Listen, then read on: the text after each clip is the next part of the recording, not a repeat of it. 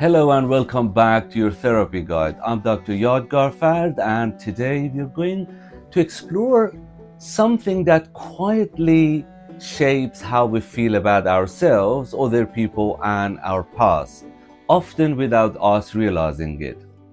Today we're talking about how our minds rewrite stories. If you ever looked back on an experience and felt completely certain about what happened, only to realize that someone else remembers it very differently, you'll recognize what we're talking about today. This isn't about memory being broken, it's about understanding how the human mind constructs meaning, not just records events.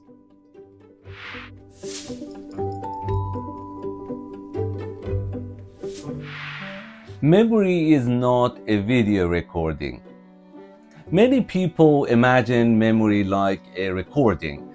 Something happens, it gets stored, we play it back later. But that's not how memory works. Human memory is reconstructive, not reproductive. Each time you remember something, your mind is not replaying the past, it's rebuilding it. It does this using your emotional state at the time, your current beliefs, past experiences, expectations, and the meaning you've made. This rebuilding happens automatically, and most of the time we are not aware of it's happening.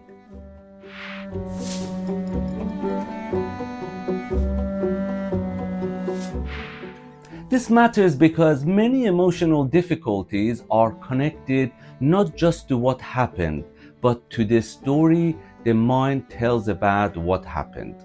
Two people can experience the same event and come away with very different stories. One story might be, that was painful, but it doesn't define me. Another might be, that proves something is wrong with me. The event is the same, the meaning is different. And meaning shapes emotion.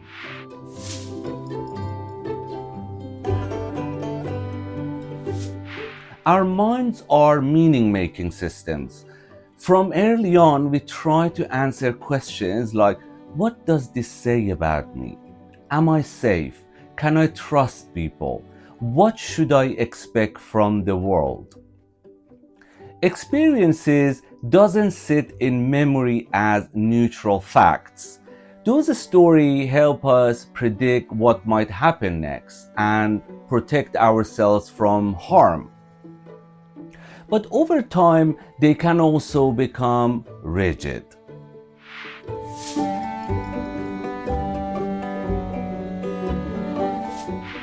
When stories become unhelpful. A story becomes unhelpful when they oversimplify complex experiences, lock us into one interpretation, erase alternative explanations, and turn past pain into present threat. For example, I was rejected, so I'm unlovable. I failed once, so I always fail. That person hurt me, so no one is safe.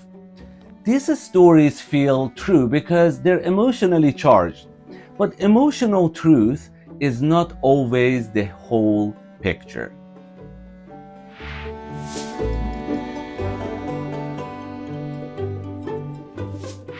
Memory is closely linked to emotion. High emotional intensity tells the brain, this matters, remember this. But emotion also shapes which memories come to mind and how those memories are recalled. When you're anxious, for example, your mind tends to retrieve memories that fit anxiety. When you're low or you're depressed, your mind tends to retrieve memories that confirm hopelessness. This isn't deliberate, is not a flaw, it's how the brain tries to stay consistent and predictable.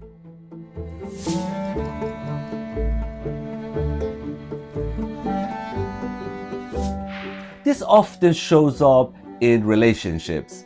People say things like, that's not what happened. you're remembering it wrong. But often both people are being honest. They're remembering through different emotional states, different needs at the time, different interpretations. The disagreement isn't only about facts, it's about the story each person's mind constructed.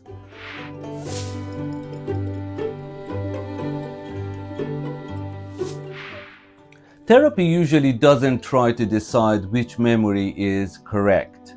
Instead, it explores how an experience was understood at the time, what meaning was made from it, and whether that meaning still fits your life now.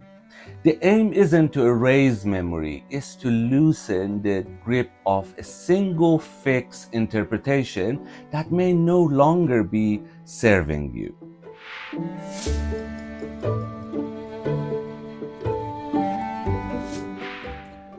Imagine a child who grows up with frequent criticism. Over time, their story might become, "I'm not good enough." That conclusion makes sense in context.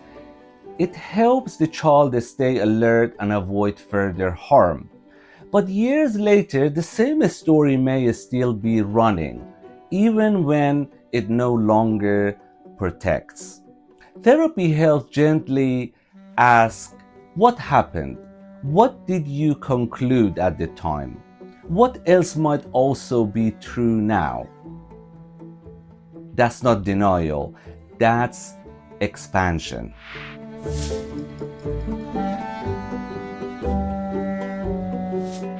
Stories formed during emotionally intense experiences often feel unquestionable. They link to fear, shame, grief, loss. Questioning them can feel unsafe. The nervous system may react as if this story changes, I might not be safe.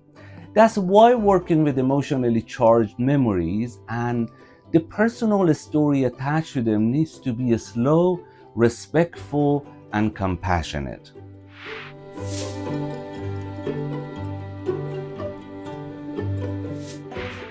Realizing that the mind rewrites stories can be powerful. It helps you step back slightly, notice interpretation rather than fact, reduce self-blame. But awareness alone does not change deeply held stories. Change happens when awareness is combined with emotional safety, repetition, curiosity, and new lived experience. That's where therapy supports the process.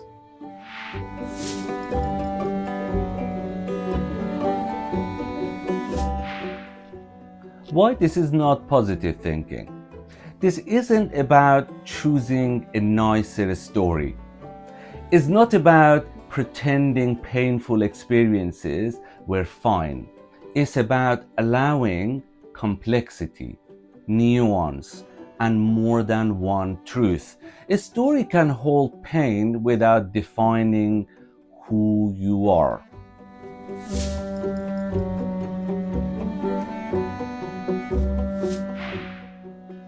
As personal stories soften, emotional reaction often become less intense. Self-criticism reduces. Relationships feel less threatening.